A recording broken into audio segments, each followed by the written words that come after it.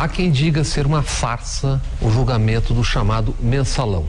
Mas não é uma farsa, é fruto de fatos. Ou era uma mesada, o tal mensalão, ou era caixa 2, esse que todo mundo faz. Mas não há como dizer que há uma farsa. E quem fez, se fez, que pague o que fez.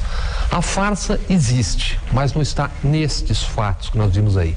Farsa é, 14 anos depois, admitir a compra de votos para aprovar a reeleição em 98, Fernando Henrique Cardoso, mas dizer que não sabe quem comprou. Isso ao tempo em que aponta o dedo e o verbo para as compras que agora estão em julgamento. A compra de votos existiu em 97, mas não deu em CPI e não deu em nada.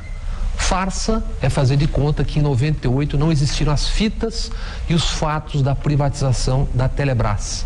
É fazer de conta que a cúpula do governo de então não foi gravada em tramóias e conversas escandalosas no negócio de 22 bilhões. Aquilo derrubou um pedaço do governo tucano, mas não deu em CPI, não deu em nada e ninguém foi preso. Farsa é esquecer que nos anos PC Farias se falava em corrupção na casa do bilhão. Isso no governo Collor, eleito, como lembramos, com decisivo apoio da chamada grande mídia. À época, a Polícia Federal indiciou 400 empresas e 110 grandes empresários. A Justiça e a mídia deixaram para lá um inquérito de 100 mil páginas com os corruptos e os corruptores. Tudo prescreveu. Fora PC Farias, ninguém pagou. Aquilo foi uma farsa. Farsa tem sido o silêncio estrondoso diante do livro A Privataria Tucana.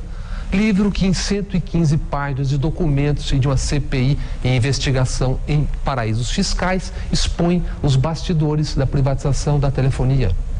Farsa é buscar desqualificar o autor e fazer de conta que os documentos não existem ou são, aspas, velhos, como se novas fossem as denúncias que agora, repisadas nas manchetes, buscam condenação a qualquer custo.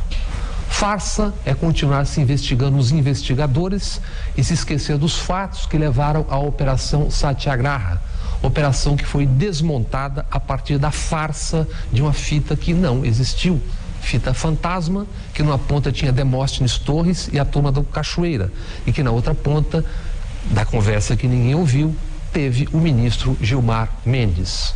Farsa é, anos depois de enterrada a Satyagraha, o silêncio em relação a 550 milhões de dólares. Sim, por não terem origem comprovada, 550 milhões de dólares continuam retidos pelos governos dos Estados Unidos e da Inglaterra. E o que se ouve, se lê ou se investiga?